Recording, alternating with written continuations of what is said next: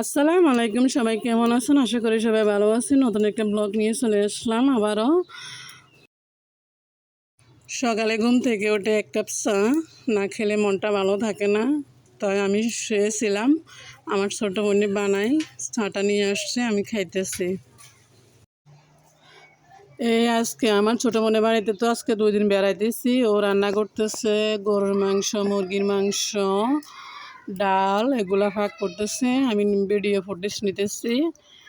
এই যে সব মশলা একসাথে অ্যাড করছি।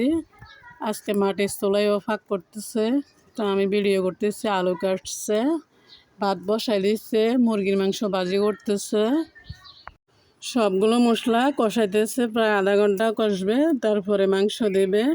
আমার ছোটো বোন কখনো ফাঁক করে নাই, আমার খুব আদরের বোন। ওদের বাড়িতে বেড়াইতে গেছি।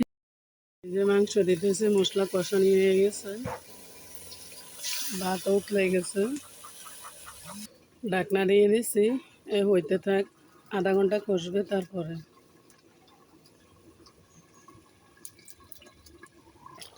এখনো কষতেছে। আজকে এই পর্যন্ত, সবাই ভালো থাকেন, সুস্থ থাকেন, আর আমাকে বেশি বেশি লাইক কমেন্ট শেয়ার করেন। আল্লাহ হাফেজ।